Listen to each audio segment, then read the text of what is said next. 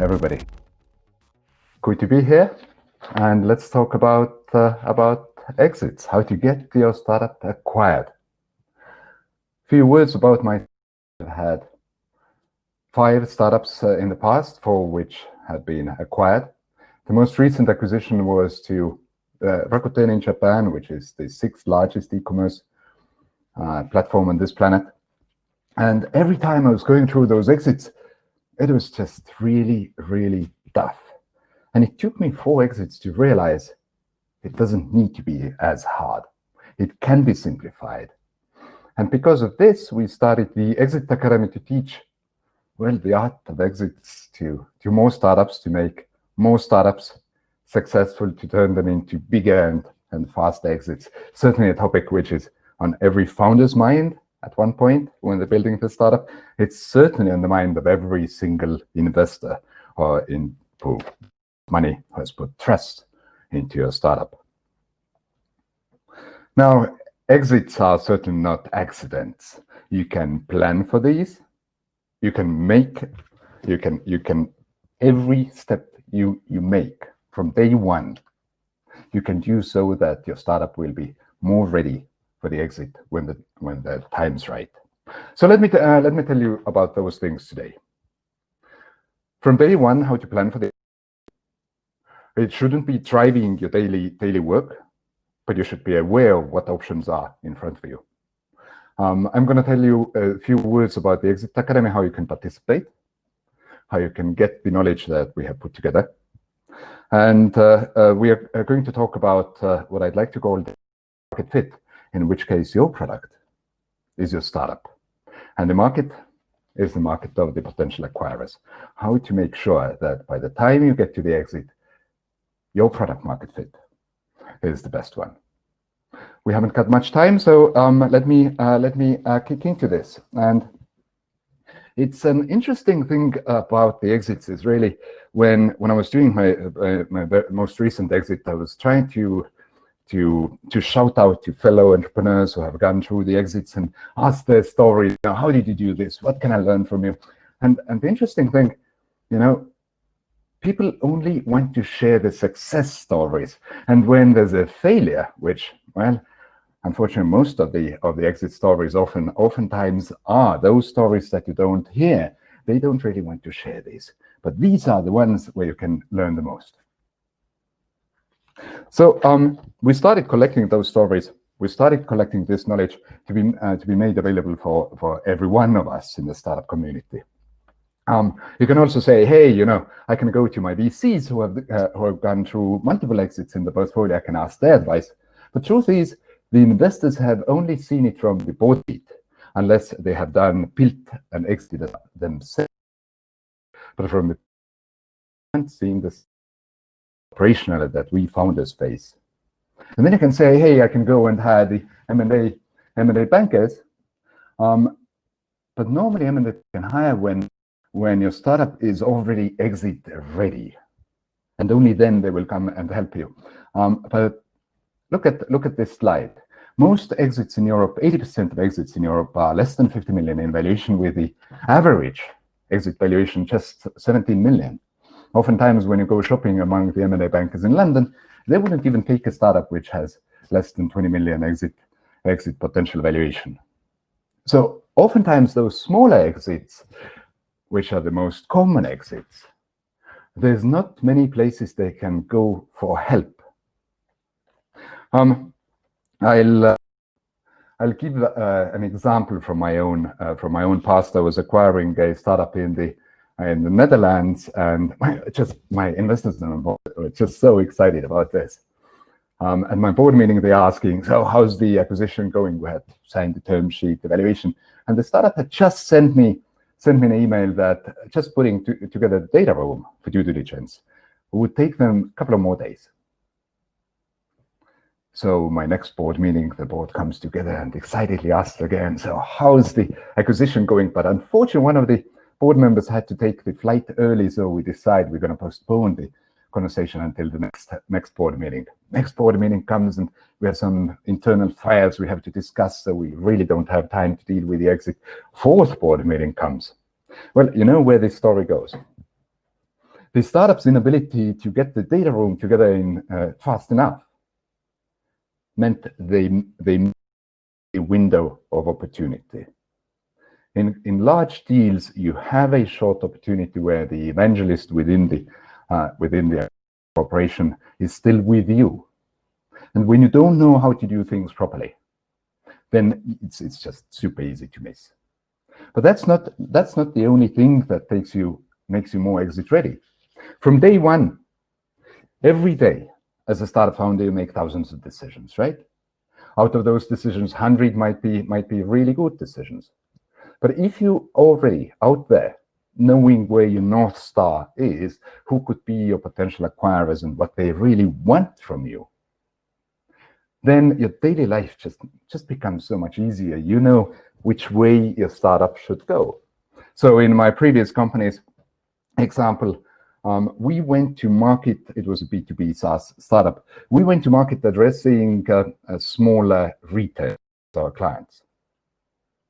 Truth is, when we finally went to ask potential acquirers what kind of company do they want to acquire, we found out as long as our startup was focusing on small retailers, it can never scale up to the needs of our potential acquirers.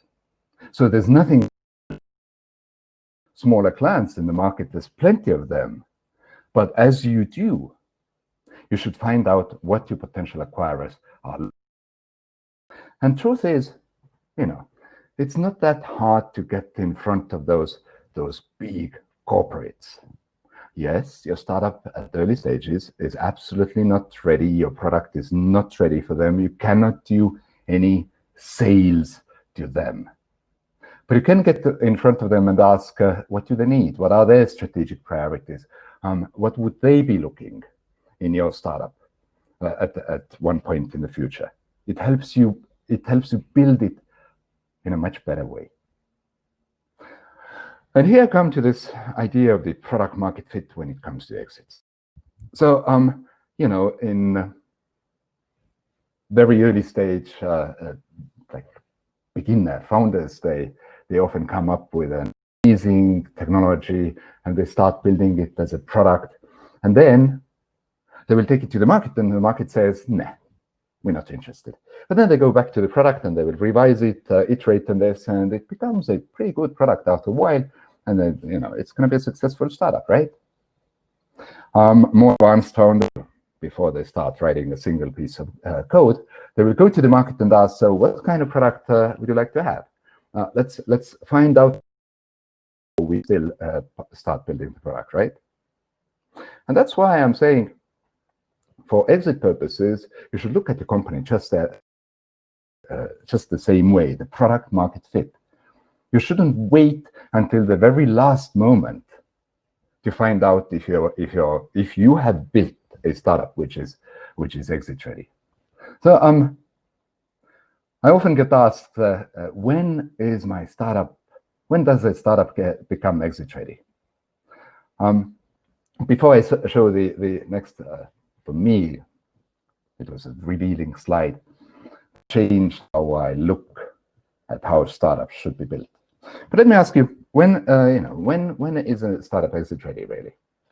When you've built an amazing business? Sure, absolutely. But most often it's 3 moments in startup's life cycle. They have built a business, everybody understands, now they exit ready. Or they have got an inbound acquisition interest.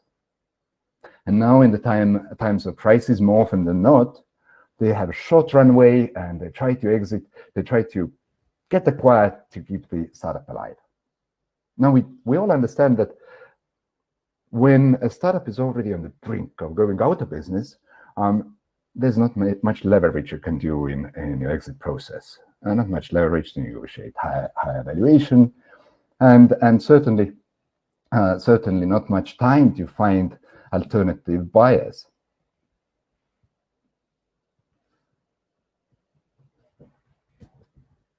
The same applies to those startups that get inbound acquisition interest. You might get one interested party, but you haven't really prepared for the whole process. So you start suddenly looking around who else might be out there. And remember, most often, the biggest marker how to get higher valuation is the number of potential bidders you have in the market, right? But you don't have time for this. So the only those startups that have built the big business and kind of feel the exit ready, they start preparing for the whole process, only those are actually exit ready in a great position to do this. However, now let's look at this differently. Let's imagine this startup that is getting an inbound exit interest, has already prepared for this, has already gone in front of many potential acquirers, has already started building the relationship. Oftentimes I've been told, hey, startups are not being bought. But you know what? When you start building a relationship early on, you start meeting the potential acquirers early on, you start finding out what needs are. I don't know, what's it called? I think it's called sales, right? So yes, exits are not accident. You will forcefully go out there. You will start meeting those potential acquirers, and it's not as hard as it sounds. There's one tip I really like, is instead of calling up those people who would be responsible buying or licensing whatever your startup does, start calling up the M&A guys in those companies. Their job is to be curious about new technologies. Sometimes startups think, well, yeah, in front of those big corporates and they can steal my idea. The truth is, for a big corporate, it's often rather than well, copy somebody's idea. It happens, but it doesn't happen often enough at all. Every time I'm at an event like this, what does make me very proud is knowing that not just one of you, but a number of you right now are building startups that will be perhaps next unicorns, or at least multi-million euro exits. And it just makes me proud being here and getting to know you when you're still starting out. On Exit Academy, please do sign up. In a couple of months, we'll start our first cohort for startups advanced enough to be starting to think of how to prepare for exit readiness. We'll help you through the process. It's EU-funded. How to help both the corporates and startups become more exit ready. And the focus of this program is, whichever numbers you believe, if 90% of startups fail, I personally believe that every single startup has value. And if you know how to turn your startup into value for somebody, then every single startup can get to the exit, can get to the acquisition.